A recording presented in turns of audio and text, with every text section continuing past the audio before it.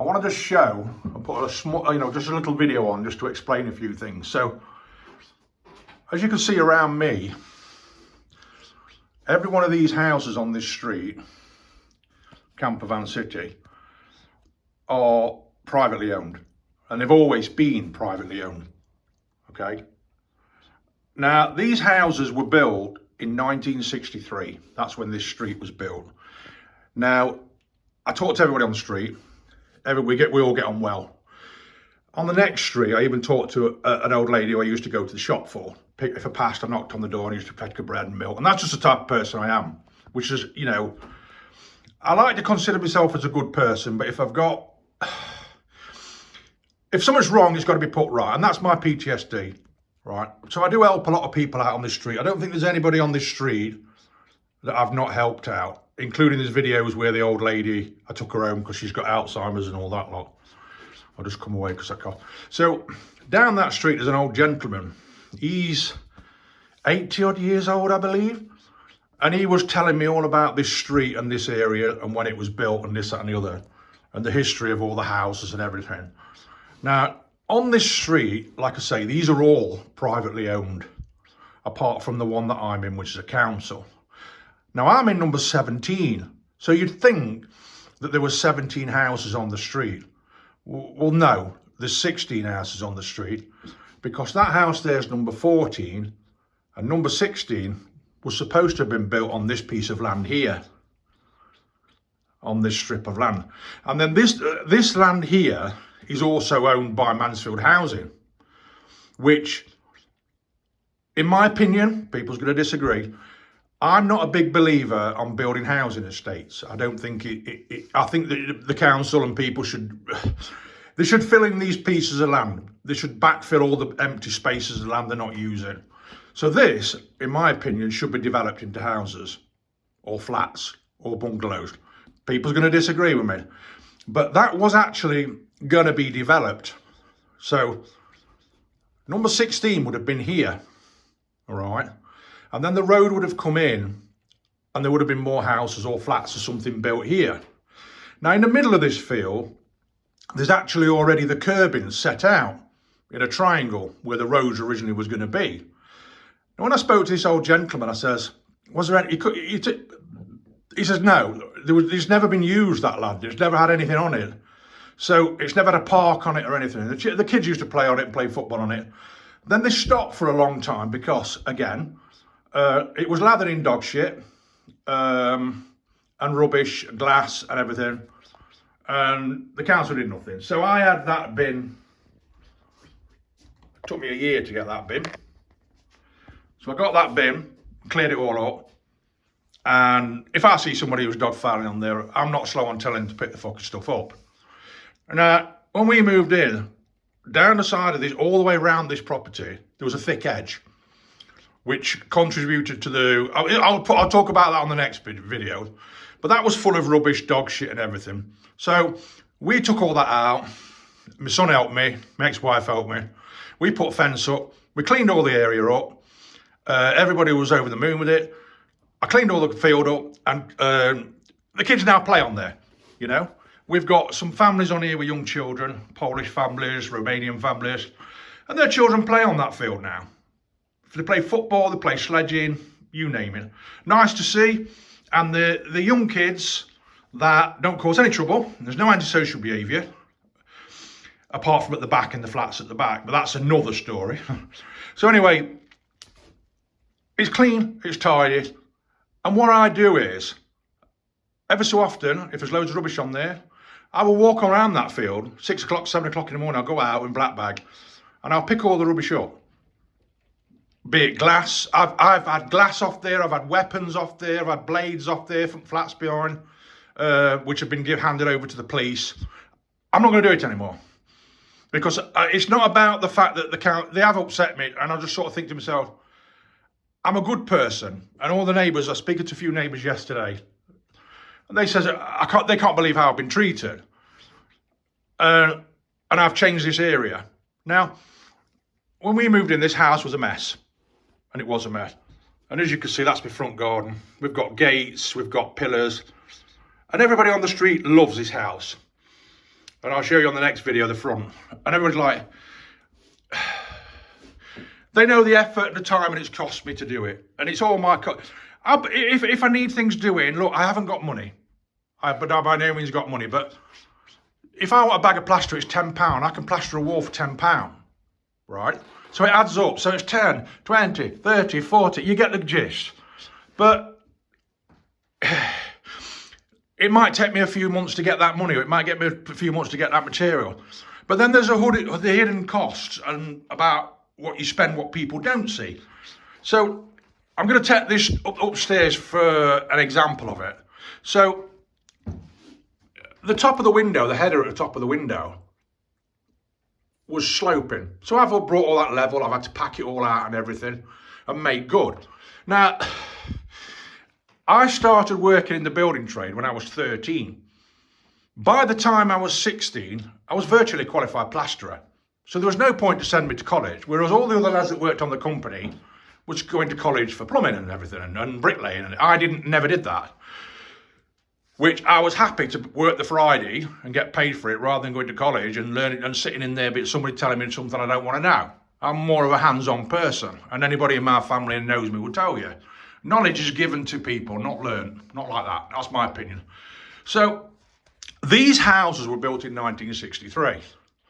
So if you look at the history of how houses are built, then my opinion, that up to 1960, the houses were better houses. Not as insulated, etc., but they were better built. Now this house, and all these houses on the street, were thrown up. Literally thrown up. So like this wall here, for instance, is not double skinned wall, it's a single skin with block. And on the other side, all these houses are built different. But on this house, on the other side of there, there's lats with tiles hanging on. So it's single brick. So this wall, even now, is always cold, even though the heating's been on. It's a totally different temperature to that one. You put your hand on that one, and put your hand on that one, and put your hand at the bottom of that one, because it's single block at the bottom, and all this is rendered at the top, and tiles. So that's how they used to build them years ago. So what they tended to do, I can give you an example of that, is that. So these are the flats at the back, and these were built at the same time, 1960. And these are council. I'm not even going to comment, but as you can see under the windows, that one there is now a private rent at the top. And the people that's bought that have took the panels out, changed the windows, and put the plastic panel over. But the other side of that, they've insulated it and all the rest of it. Now these ones here at the bottom and all the rest of them, including those ones over there, which are council, there's nothing behind those white panels. There's nothing behind them. So you could kick that panel and you're in that house. It's just a maximum 20mm panel there. All right. And that's how they used to build them. The reason they did that was because it's quick. You look at the brickwork that they've saved not doing that. Look at the brickwork they've saved not doing that. And they build them really quick. So, in my opinion, just my opinion, from 1960 right the way up to 1980, the houses were shit. They were built like shit, basically.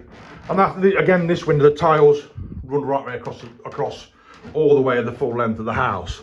Not on the back upstairs, but they did on the bottom. Now, in my opinion, from 1960 to 1980, the houses were shit. Now, bear in mind I started at 13. I've worked on high-end £1 million houses. I've worked on subsidence work, which I cut my teeth on subsidence work. So you go in a house, subsidence would bring a wall down, or a reveal down, or cracks down, or you name it, and you'd put it back to the best of your ability. Now, when I say the best of your ability, what I mean by that is, we did one house, and basically, as you looked at the house, it was tilting. It was leaning to the right, the whole house was. Now, physically, by looking at it, you could very slightly see it leaning, where it had gone into a hole because of mining. We fitted the windows, and we levelled all the windows up. Went to visit the house the next day to finish it, and the windows looked drunk, even though they were level. So we literally had to take the windows back out and align them with the camber, with the lean on the building. So all the windows was out. There was none of the windows were level, but they looked right. So what I'm getting at is with this house, there's a lot of work that I've done that you don't see. And I thought today I'd give you an example of it. So as you look at the door casings, the top of the door casings, you can see the level.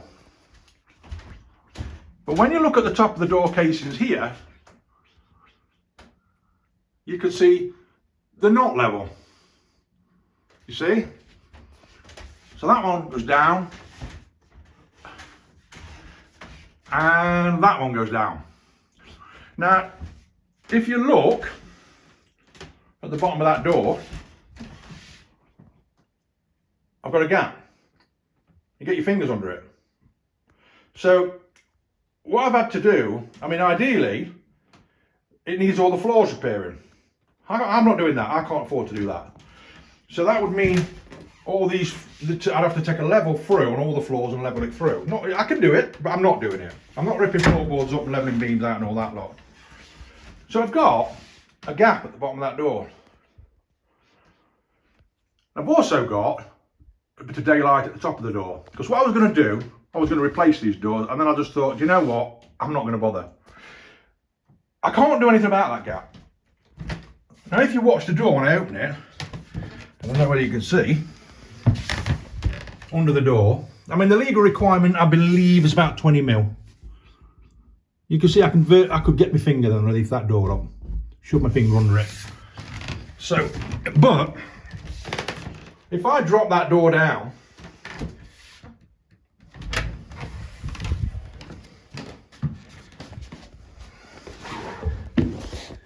then we can see that. I won't be able, it won't open because the gap now under the door is there. Let me show you, see if I can get a better angle. So as you can see, the door, yep, there, look. Sorry about it. See the door, it's a proper height now. And then the height in that corner gets bigger because the floor dips. And these are all the hidden jobs what the council don't see. So I've had to make this door fit better than what it was. That's just my personal choice. So with this one here, this header on the door frame, it's sloped. It's sloped. So instead of it being like it is now, it went down.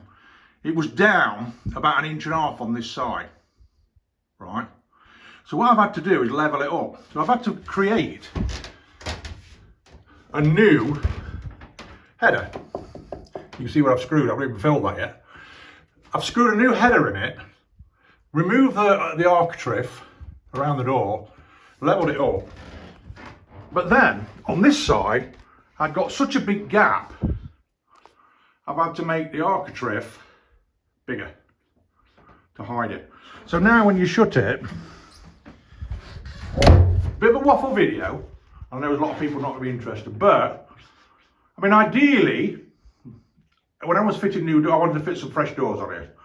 So what I would have done was, when I would have put a new one on it, I would have lifted the door to the right height at the top and created a slope, you know, the same at the bottom. But if I move that to the top now, which I'd love to do, but I'm going to have a stonking gap under there. I'm not doing it. I'm not spending no more money. So from this side, I've had to put a thicker architrave in to hide my repair. But before, when you stood in here, that, you could see it sloped down by 1.5 inches. It was shocking. So I've had to do it that way. So these are all the sort of hidden jobs that you don't see when you're doing it. And same as the headers. This header on this window above here, right, it was about 2 inches lower this side. Honestly, 2 inches lower this side than it was on the other. So that's had to be repaired. So these are all like the silly little things that you don't see, that you take your time up. But you're right. And another thing I want to show you this. So when we first moved in here, it was a mess. I'm not going to go into it. It's not fair. But anyway, so we just decorated and did as much as we can, as quick as we can. Now these are the hinges. I don't know when you're going to get a clear example of that. So these are the old hinges what the council's fitted. These rusty look, you see? Now, these are crap. And what happens is, excuse my figure, what happens is that these snag and deteriorate and they wear out. You can see that one's worn out, look. So that's snagging. So if you carry on with that, your door gets stiff. These are panel doors. Just panel doors. They're just like them crap, cheap panel doors what they used in the 60s to throw them up. It's a Terence Conrad thing, that. So when you because these are starting to get stiff and you open and close your doors, it rips. Let me show you on this side actually. It rips the centerpiece out. Silly little things. Again, you can see the paneling on the edge of that. And all they do is they put panels down. Some people call them egg box doors, and inside is cardboard. And then this thin panel on both sides with a structure running through the middle. Well, it rips that out and it deteriorates the panel. So these doors have been on since 1963. Hence why now I'm having to go around and sort of repair them and glue them back together and everything. I wanted to change them, but I'm not changing them. So anyway, so what I do, and what I suggest that anybody does if you do, is I've swapped all my hinges for these. These are roller bearing ones. They open and close. In fact, I don't know if you can see that, top of that door, panel door. So these are ball bearing hinges, stainless steel ball bearing hinges. They work on a ball bearing system. So they're beautiful. They glide, there's no snagging, no nothing, and it's not going to cause any ripping out. You with me? Another thing, when I moved in here, these was all fitted with the door latches. So you put your hand on it and it pulls the latch back. Yeah, great idea, works obviously, tried and tested. But what was happening is you shut the door, right? And because the doors are so flimsy, you push down on the handle, and with movement in winter and summer, you shut the door and it's stiff. So you end up pushing the door, thinking it's just stiff, but it ends up damaging all around this area, which is the one downstairs in the garage has done, and splitting all the ply on both sides. So I've changed them for ball bearing ones. So they shut and open a lot better. There's no snagging. It's just the simple little things that make the difference that people don't see that's been done. So here's another one. So all my doors are fitted with these now. So it makes it just, you don't need an awful lot of effort, rather than the ones that you push down, a little bit sticky. Kids push them, or anybody pushes them, shoves the door, damages the door, rips down the edges of these doors. Now, it's just the silly little things that people don't see that you do, and it's the cost as well. I mean, these hinges, what I've replaced on all the doors, right, and I will be replacing the toilet door ones when I take that off for repainting and everything. So I always take the doors off, repaint them. So all these hinges, they're like £4 a set. £4 a set I paid for those. So that's 4, 8, 12. You add it up all around the house. Again, the ball bearing hinges, top and bottom. Rather than a stainless steel ball bearing one. Look at them, they glide a lot better, waffling. So, and again in this one, this header was out of line. Everything now is spot on, it's perfect. Behind that wall, again, behind that window wall, tiles all the way across. So, there's no cavity, there's nothing. It's just breeze block built across there, lats, tiles hung on. Everybody else on the street that's had them have removed them. They've removed them, stone for in. Next door's just removed them. Next one down has just done this. One down there's done this. They have all removed them. I don't think many on this side had them in, But anyway, that's just a little bit of a silly waffly video. But when we lived in the first council house, that was poured concrete by Wimpy's. And then we moved to Sutton. We had a couple of years in Sutton. We swapped the house for Sutton. And when we moved in there, the bay window was single brick. It was all around sort of like the bay window area was single brick with a bay window on top. So you can imagine the brickwork. So I had to remove a lot of the brickwork, rebuild it, and then insulate the inside with Kingspan and all that lot. But when I swapped that house, because we'd only been there a couple of years, when we swapped the house and the housing officer, it was the same woman. She came round and she said, "Oh, you're about swapping." She didn't want us to leave. I'll tell you now, she did not want us to leave. She came round and she was the one that gave us the keys and all the rest of it when we signed for the paperwork. And then we Ashfield, they come out 6 weeks later and check you, make sure if you want anything. You don't get that from Mansfield. You know, get on with it here. So what she said, when we decided to swap it, she come and had a chat with us. And she looked around the house and it was gorgeous. And I will say that's probably the best house that we did. You know, we replastered the whole house top to bottom. We put all new door casings in upstairs. We put all new architraves. So we had new door casings, new architraves, new ironry. Absolutely, it was gorgeous house when we'd done it. And the doors were similar doors to these what the council put on. And we even saw some nice 1930s doors. It had them stripped and varnished. It was gorgeous. She didn't want us to leave. You know, you could tell she didn't want us to leave. So then I went out the next day, and my wife at the time was in, and I come back, and she says, "You're not going to believe this." And this is a God's honest true story, and she'll back me up on this probably, I don't know. She said, "When I knock on the door, it was the housing officer." Oh, you know, worry. She says, "No, she bought somebody else from the housing." She says, "Go." She says, can we just come in and can I just show round? Can I just show her around and let her have a look at the house and the work that you've done on the house?" She brought somebody from the head of council to come and see the standard of the house. We had lifted the standard of that house that much and made that much impression of it that the housing officer went back and got the housing manager to come out and see it. She couldn't believe it. And then when we had the inspection on the house, it was a horrible man and nobody liked him. I went out of the way, I couldn't be doing it because I would have said something. He praised us on absolutely everything that was done to the house. The doors, the condition, the plastering and all the work. But Ashfield Council, being Ashfield Council, they like to make a list of things that the next tenant has to take on when he's swapping. So all the work I'd done, all the damp proofing around the side of the house and the canopy over the bay window which was leaking, which I had fiberglassed. The new tenant, when I swapped over, had to sign a thing saying, "Oh, if that leaked," never would. "If that leaked, they would be responsible for it." But yeah, just a bit of a waffle, but I just wanted to show you that there's always the hidden things that you don't see.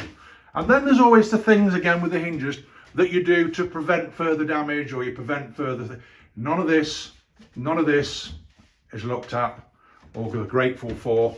I mean, ideally, right, I am now looking into everything. My legal rights regarding boiler, apparently that's 10 to 15 years. I've got a lot of meetings this week. Tomorrow I've got a few phone calls to make. And there's a list of things what they're responsible for that you should replace. When I moved in here to a council kitchen, it was a mess. I ripped it out and put my own in. Yeah, they should really have put me a new kitchen in. It had gone past the date of, you know, whatever it is. Interior doors, 1963 this property was built. 1963. So these doors are 60 odd years old. 60 something years old. Ideally the council should replace them. I don't know the life of an interior door, but I know for a fact it's not 60. The roof is over 60 years old. That's the next video. You're going to love this one. You're going to love the next video. It's over 60 years old, should be replaced. Anyway, God bless.